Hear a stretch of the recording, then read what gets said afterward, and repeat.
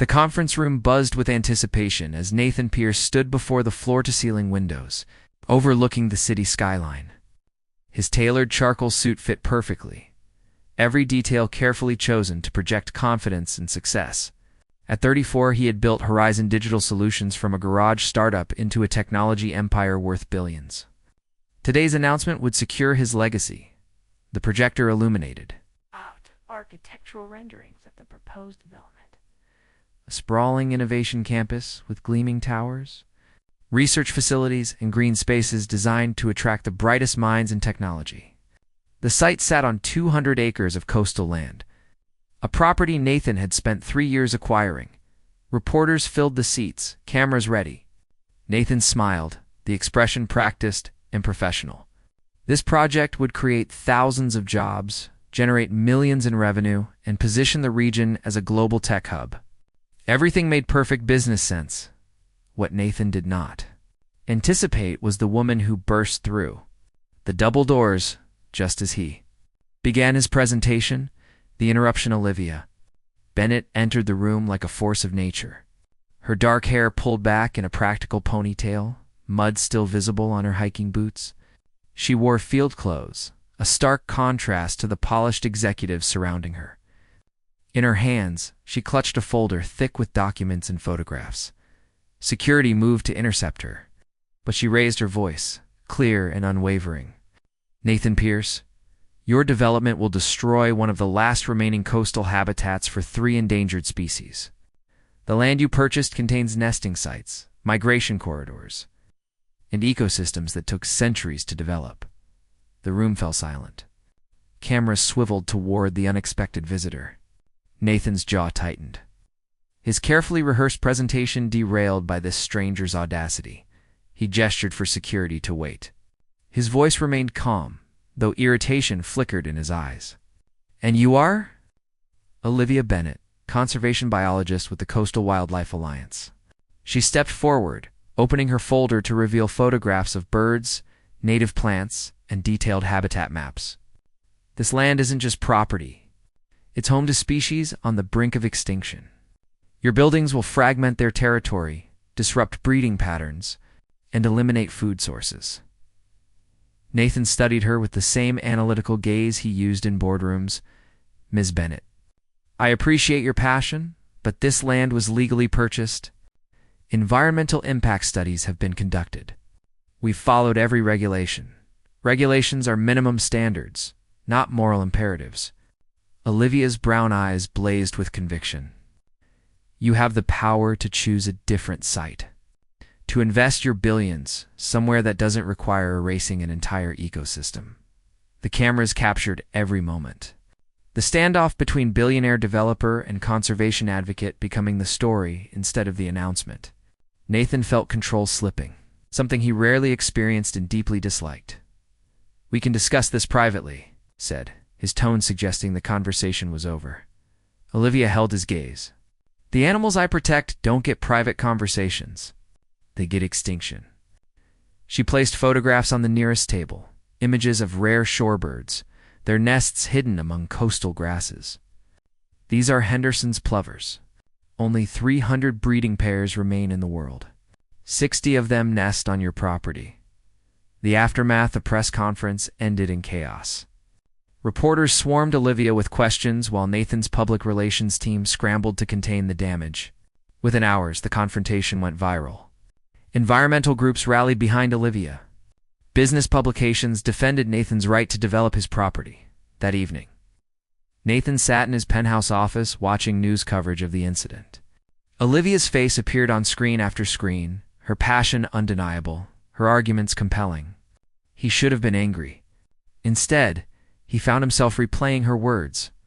Seeing the photographs she had left behind, his assistant entered quietly.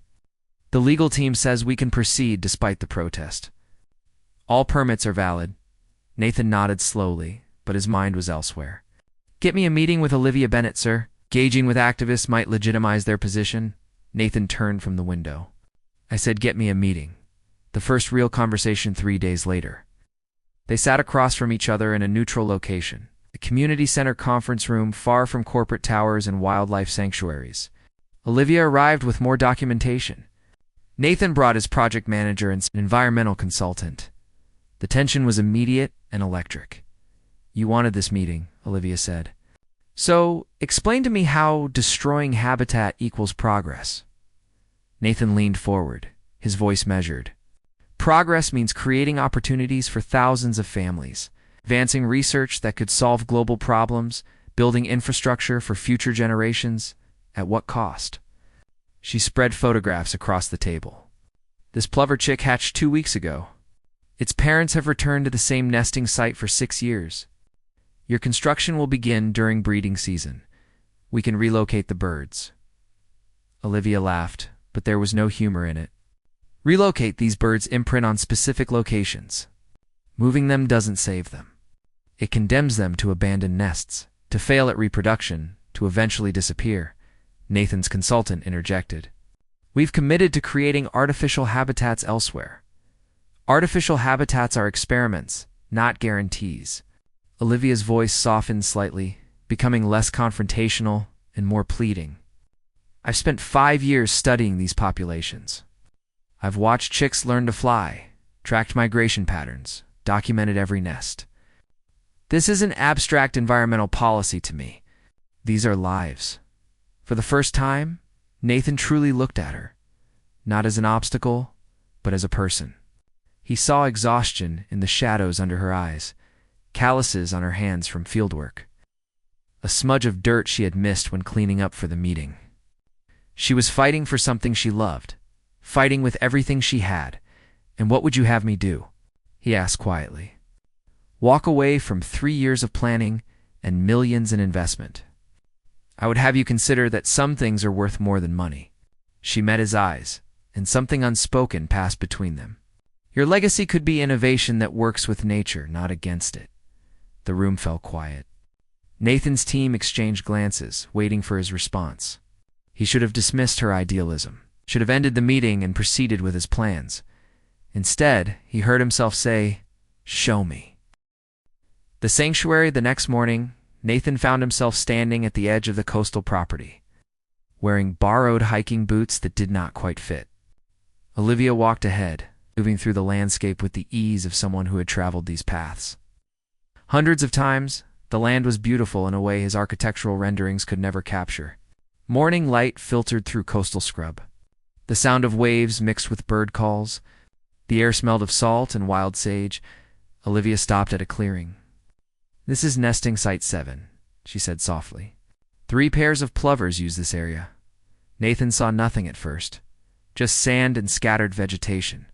Then Olivia pointed, and he noticed the small depression in the ground. "Camouflaged eggs, barely visible among pebbles. They blend in to avoid predators," she explained. "But that same camouflage makes them vulnerable to human activity.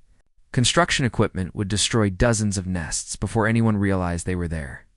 She moved on, showing him feeding areas, migration rest stops, and corridors that connected different parts of the ecosystem. With every site, Nathan's mental image of the land shifted. What he had seen as empty space waiting for development revealed itself as a complex, living system. "You really love this?" he said. It was an observation, not a question. Olivia turned to him, surprise flickering across her face. "I do.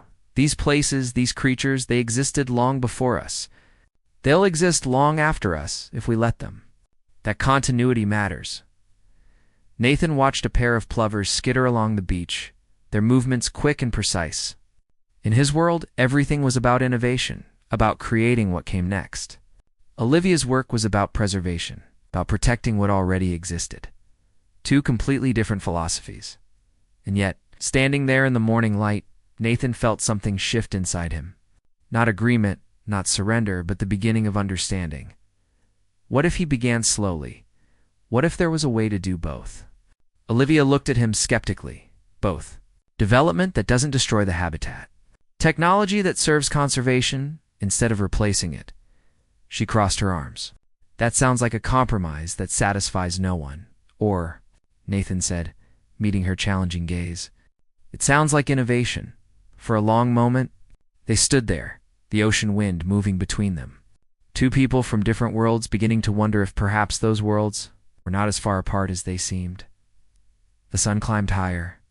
Birds called overhead.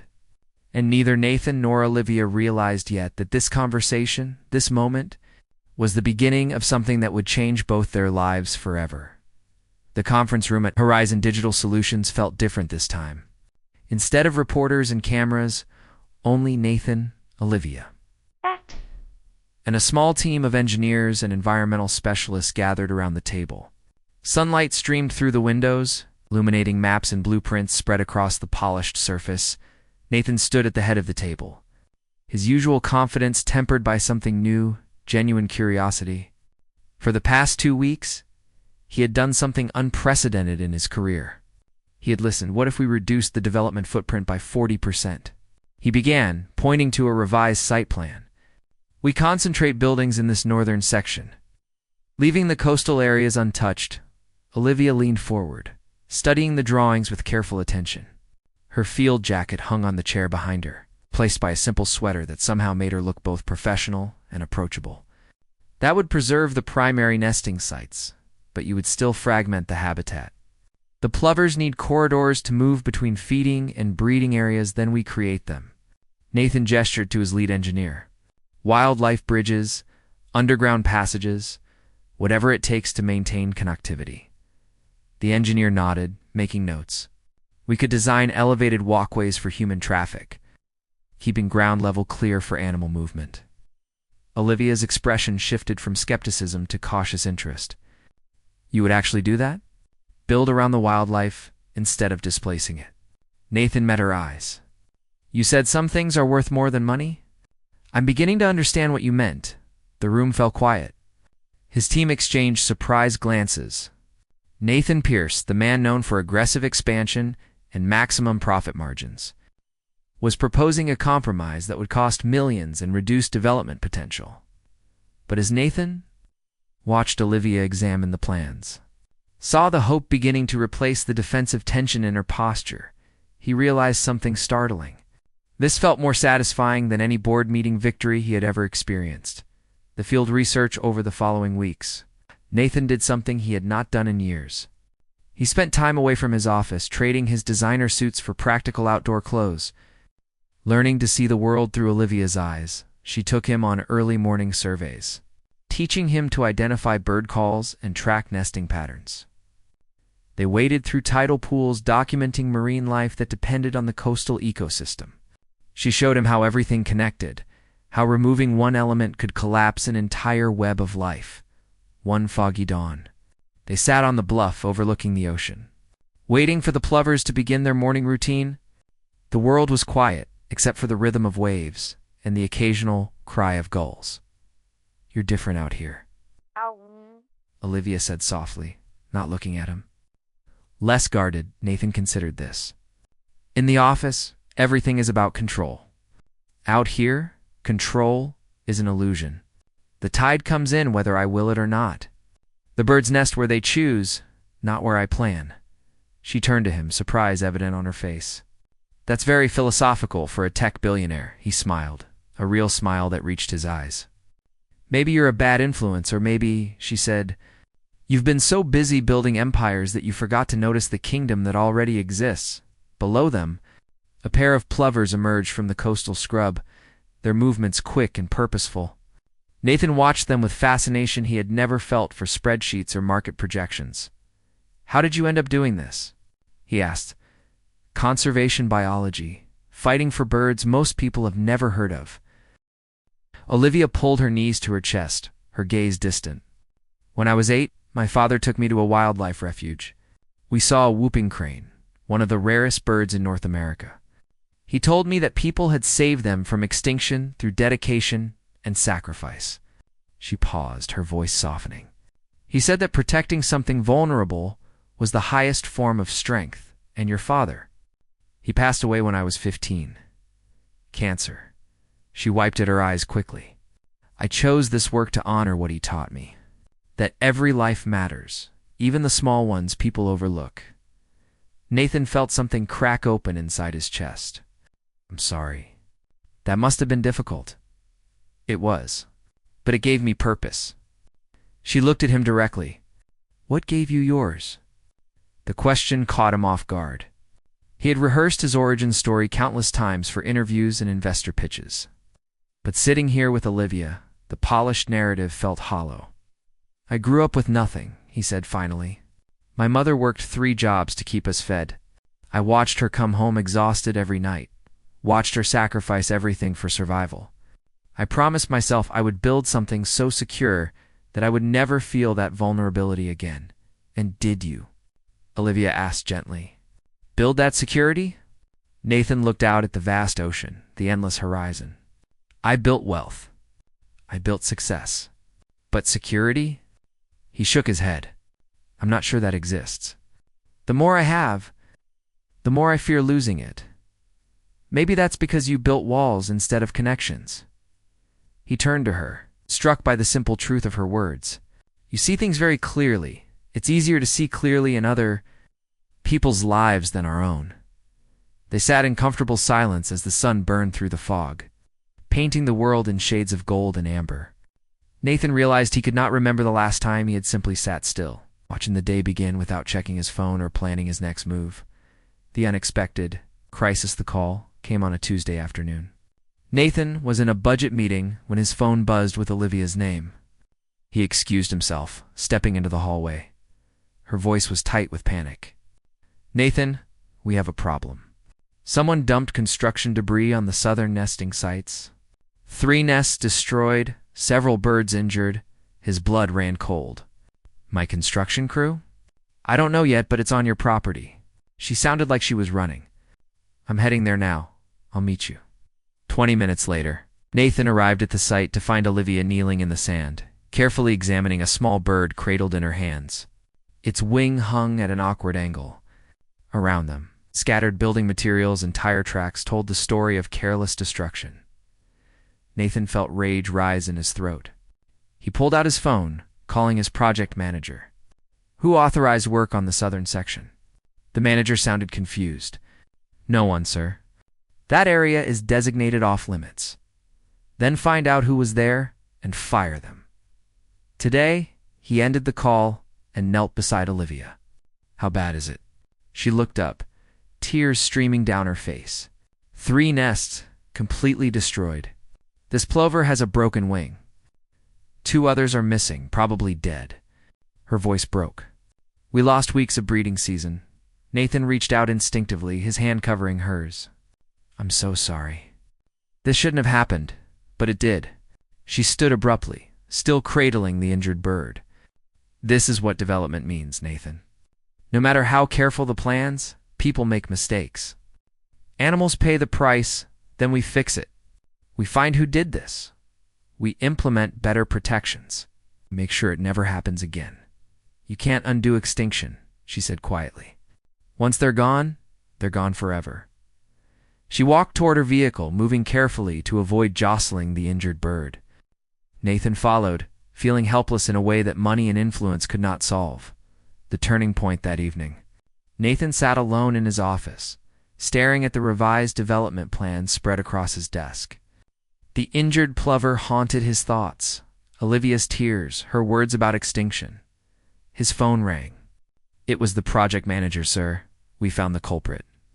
A subcontractor hired by the previous landowner to clear debris. He didn't realize the property had transferred or that there were new restrictions. An honest mistake. Then yes, sir, but the damage is done. Nathan ended the call and walked to the window. The city lights glittered below, thousands of buildings representing human achievement and ambition. Somewhere beyond them in the darkness, a wounded bird struggled to survive because someone had not been careful enough.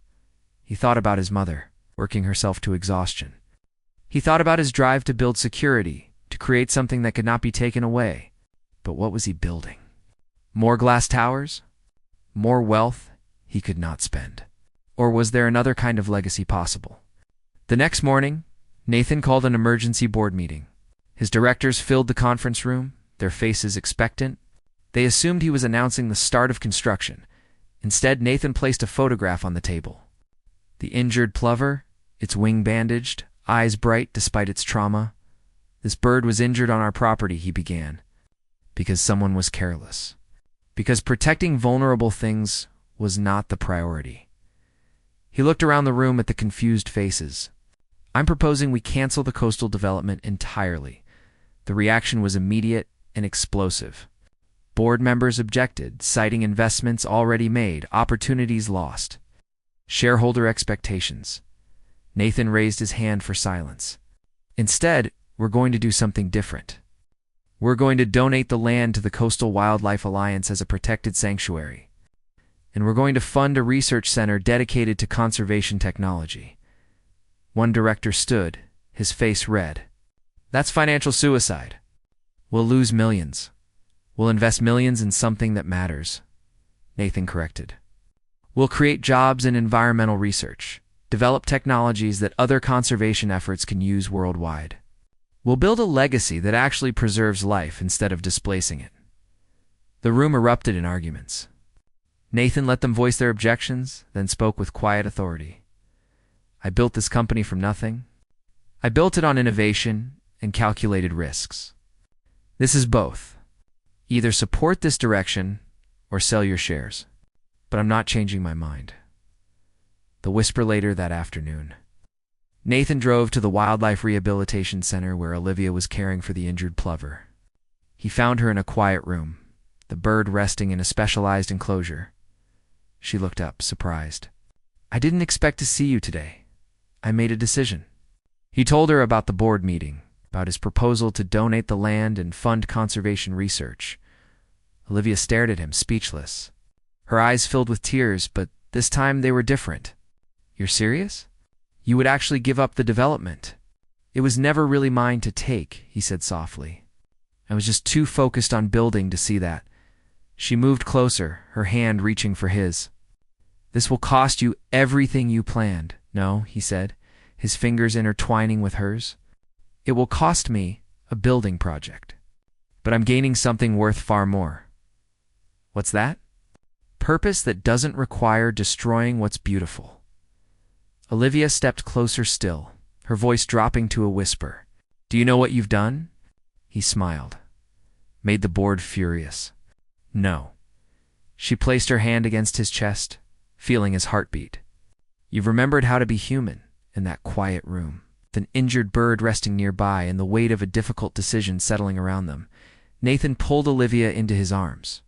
The embrace was gentle, reverent. Two people finding each other across the divide of different worlds. When she whispered against his shoulder, her words changed everything. This is what love looks like. Choosing what matters over what's easy, Nathan closed his eyes, feeling something unlock inside him that had been frozen for years. The fear of vulnerability, the obsession with control. The belief that security came from accumulation rather than connection. All of it began to melt away. The press conference was nothing like the first one. This time, Nathan stood, not before architectural renderings of glass towers, but beside photographs of plovers, coastal ecosystems, and thriving wildlife. Olivia stood next to him, her hand resting lightly on the podium. A visible symbol of partnership. Cameras flashed as Nathan began speaking, his voice steady and clear. 3 months ago, I announced plans for a development that would have generated significant revenue and created thousands of jobs. Today, I'm announcing something different. We're donating 200 acres of coastal land to the Coastal Wildlife Alliance, establishing it as a permanent protected sanctuary. The room erupted with questions. Reporters shouted over each other, demanding explanations for what seemed like corporate madness. Nathan continued, his hand finding Olivia's beneath the podium. Additionally, Horizon Digital Solutions will fund the construction of the Pierce Conservation Technology Center, a research facility dedicated to developing innovations that serve environmental protection rather than exploitation, a reporter called out. Mr. Pierce, this represents a massive financial loss. Why make this choice? Nathan looked at Olivia, then back at the cameras. Because I learned that true wealth isn't measured in buildings or bank accounts. It's measured in what we protect, what we preserve, and what we pass forward to future generations. Another reporter pressed, Is this decision influenced by your relationship with Ms. Bennett? Olivia stepped forward, her voice calm but firm. This decision is influenced by science, ethics, and a recognition that economic development and environmental protection don't have to be enemies. Nathan chose innovation that serves life. That's leadership. The questions continued. But Nathan felt a peace he had never experienced in any previous press conference. The board had resisted initially, but when he threatened to resign and take his innovations to a new company built on these principles, reluctantly agreed. Some directors had indeed sold their shares. Others, surprisingly, had embraced the new direction. The market's reaction had been mixed. Some investors fled. Others, particularly those focused on sustainable development, had increased their stakes. Horizon Digital Solutions stock had stabilized at a new equilibrium.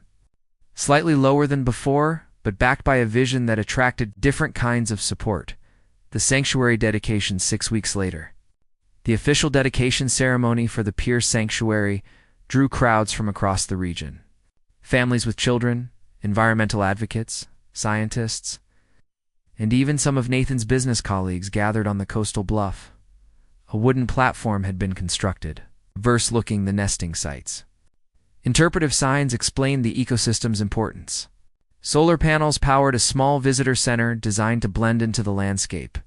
Everything had been carefully planned to minimize human impact while maximizing educational opportunity. Nathan stood at the microphone, looking out at the assembled crowd. Behind him, the ocean sparkled in afternoon sunlight. Plovers moved along the beach below, oblivious to the ceremony happening in their honor. My father once told me that a man's worth is measured by what he builds. Nathan's voice carried across the gathering. For years, I believed that meant buildings, companies, and wealth. But I was wrong. He gestured toward the sanctuary stretching behind him. True building means creating spaces where life can flourish. It means using our resources and intelligence to protect rather than exploit. It means recognizing that we're part of an ecosystem, not masters of it. Olivia joined him at the microphone. The Pierce Sanctuary represents a new model of development, she said. One where human innovation serves conservation. The research center being constructed will develop technologies for habitat monitoring, species protection, and ecosystem restoration that can be shared globally together. They unveiled a bronze plaque marking the sanctuary's establishment. The crowd applauded as children ran down the paths toward the visitor center, excited to learn about the creatures they had come to see. Later, as the ceremony wound down and guests mingled over refreshments, Nathan's mother approached. She was a small woman with gray hair and eyes that had seen decades of struggle. She took his hand, squeezing gently. Your father would have been proud. Nathan felt emotion rise in his throat. I'm not sure. This isn't exactly a profitable venture. His mother smiled. Profit isn't legacy, sweetheart. Impact is. You've created something that will matter long after the money is gone. She patted his cheek and moved, away to speak with Olivia, leaving Nathan standing alone with thoughts of inheritance and meaning the research center construction of the Pierce Conservation Technology Center proceeded with the same innovation Nathan had once reserved for corporate headquarters. The building utilized sustainable materials, renewable energy, and design principles that minimized environmental disruption. Olivia led the scientific team, recruiting researchers from around the world. They developed drone technology for monitoring wildlife without human interference, acoustic sensors that tracked animal populations through sound patterns, and artificial intelligence that could predict ecosystem changes before they became critical. Nathan divided his time between Horizon Digital Solutions and the research center, discovering that his business skills translated beautifully to conservation work, fundraising, strategic planning, technology development. All of it served this new purpose. One evening, he found Olivia in the center's laboratory, examining data from the latest plover population survey. She looked tired but radiant, her hair pulled back, reading glasses perched on her nose. Good news? He asked, setting down coffee for both of them. She looked up, smiling. Breeding pairs are up 15% from last year. The protected corridors are working. Migration patterns are stabilizing. Nathan moved behind her chair, looking over her shoulder at the graphs and charts. A year ago, I couldn't have understood any of this data. And now I see stories in the numbers. Lives continuing because we chose differently. Olivia turned in her chair, looking up at him. Do you ever regret it? Walking away from the development? He considered the question seriously. Sometimes I wonder what that campus would have looked like, the innovations that might have happened there. But then I come here and see what we're building instead. Research that's already being used by conservation programs in 12 countries. Technology that's helping protect endangered species worldwide. She reached for his hand. That's a legacy worth everything I gave up. Olivia stood, moving into his arms. You know what I love most about you? He smiled. My stunning good looks. She laughed. Your willingness to be wrong. To change. To grow, those are your influences. No, she said seriously. They were always in you. I just helped you remember. The proposal spring arrived with an explosion of wildflowers across the sanctuary. The plovers returned from winter migration, immediately beginning their nesting rituals. Olivia spent long days in the field, documenting the breeding season with the joy of someone watching their life's work flourish. Nathan planned carefully. He consulted with jewelers, but traditional diamond rings felt wrong for someone who valued ecosystems over expensive stones. Instead, he commissioned a ring made from recycled gold, set with a small piece of sea glass tumbled smooth. By the same ocean that bordered the sanctuary, he chose a morning when fog rolled across the coastal bluff, muffling the world in soft gray.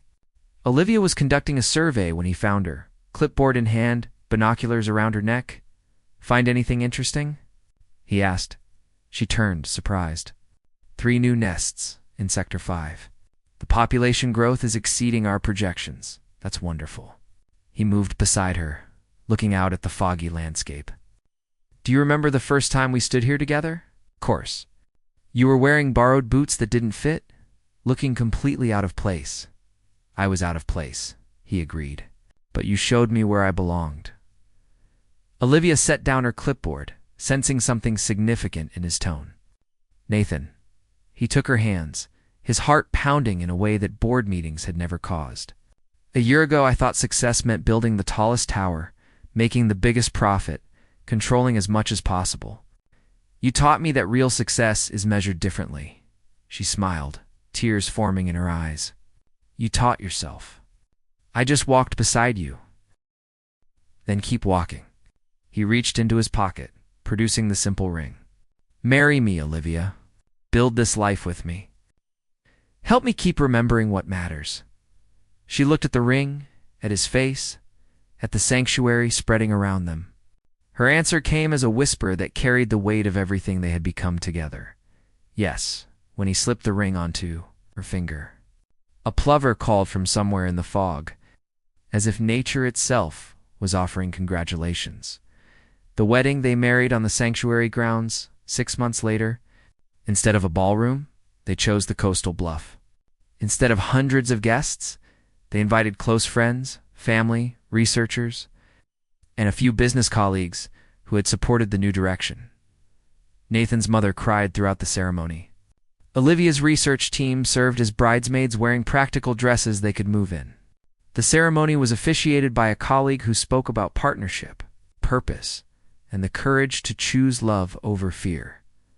When Nathan spoke his vows, his voice carried across the small gathering. I promise to protect what's vulnerable, including your heart. I promise to build with you rather than over you. I promise to remember that the greatest wealth is standing right here. Olivia's vows were equally simple and profound. I promise to show you beauty in small things.